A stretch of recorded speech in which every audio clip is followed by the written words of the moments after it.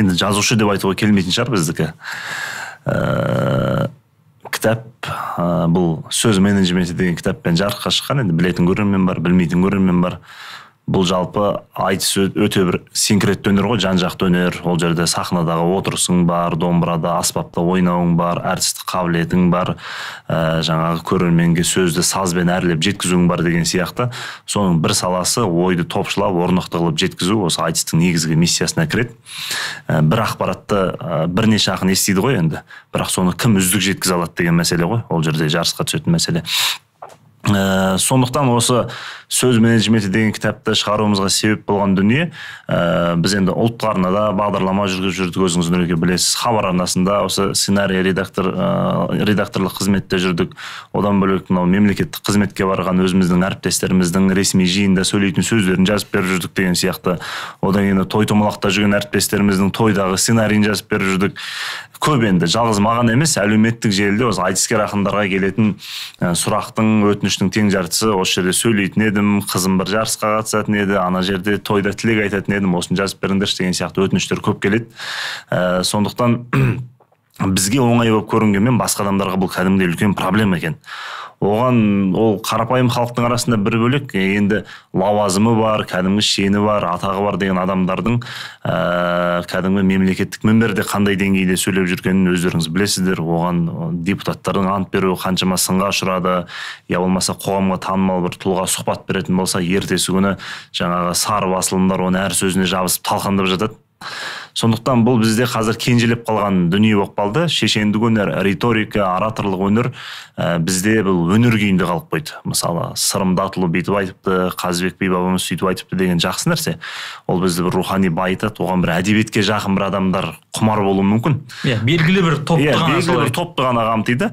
Ал бірақ да алыс жақын шетелдерде тіпті мына YouTube'да риторика деп терсеңіздер арнайы сабақтар бар. Мынау мемлекеттік қызметкерлер бөлек, кәсіпкерлер бөлек, саясаткерлер бөлек, енді дәрігерлер бөлек. Анау судебная риторика дейді, жаңа адвокат пен прокурордың арасындағы айтыстар, черная риторика дейді, дебатқа түсетін екі адамның арасындағы айтыстар деген сияқты. Мына жаңа заманға бейімделген, әйтпесе мына заманның кәсіпкеріне, мына заманның саясаткеріне Қазыбек бидің, Майқы бидің сөзімен еш нәрсе дәлелдей алмай тұрмыз, ол өкінішті жағдай. Сондықтан да осы 90 жылдан бері қарай қарасақ, біздің қоғамда осындай кітап жоқ екен. Тәуелсіздік алған жылдардан бері қарай осы шешендік өнерді, заманауи шешендік өнерді қамтитын бір дұрыс кітап жоқ екен. Бұл екінші мәселе болды. Үшінші мәселе, мынау бір замандарда осы 90 жылдан бері қарай бір заңгерлік мамандық бір қатты бір трендке айналып кетті ғой. Екінің бір заңгері боламыз деп жарысып, бірақ қанша пайызы заңгер болғаны беймәлім. Сол сияқты қазір жастар қауымы өте жақсы біледі. Копирайтер деген мамандық өте бір қоғамда белсенді трендке ие, оны университетте оқытпайды, мектепте оқытпайды. Бірақ кәдімгі үлкен тұлғалар бар, өзінің кәдімгі қол астына қызметкер ретінде копирайтер жалдап, оған жалақысын төлеп, әлеуметтік желіде айтқысы келген ойды екі ауыз сөздің басын қосылмағаннан кейін жалдап отыр ғой сол адамды. Бірақ өмірдің барлығы виртуалды әлемнен тұрмайды. Ол бәрібір қоғамға танымал болғаннан кейін, жеке тұлға болғаннан кейін, ол той жиында, халықпен кездесуде, әлеуметтік желіде, тікелей эфирде бәрібір сөйлеу керек болады. Оның ерте ме кеш пе бәрібір халықпен бет-бет кездесетін сәті болады. Копирайтер үнемі оның кем-кетігін толтырып бере алмайды ғой. Сондықтан да осы бір құрал ретінде болсын, оның үстіне өзі бір қазақы тәрбиедегі балалар бір ұят пен ұяңдықтың арасын біз көп жағдайда шатастырып аламыз ғой. Өзі ұялатын жерде ұялмай, ұяңдық сақтайтын жерде керісінше өзіміздің белсенділігімізді көрсетіп қойып, сүйкімімізден айырылып қалып жатамыз. Сондықтан осы қазақ балалары да бір камераның алдында, я болмаса басқа бір топтың алдында бір еркін сөйлеуіне бір құрал ретінде болса, оны қашанғы дайректен түсіндіріп отырасың, қашан қоғам біреуге жазып беріп отырасың, бір қазақи бір құрал болсын. Біз енді қиналған тұсымыз да болды, өйткені бұған дейін ондай бір балама кітап болмағаннан кейін бір қарап көрейікші, бұған дейін жазушылар қандай мәселелерді қамтыған екен, олар толтырмай кеткен жерді, айтпай кеткен жерді бәлкім біз өзіміз айтып көрейік деген сияқты.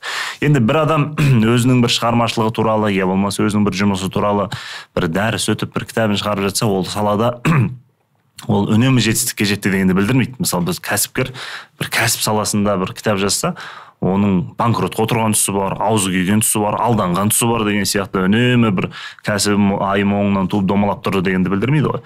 Бізде осы 14-15 жасымызда біз домбыра ұстап шығыппыз айтысқа. Біздің де айтыста сахнада отырып ұрыс естіп қалған кезіміз болды. Айтысың тоқтат, сен не айтып отырсың деп білген халық ақындары айтысымыз тоқтатып тастаған айтыстар бар.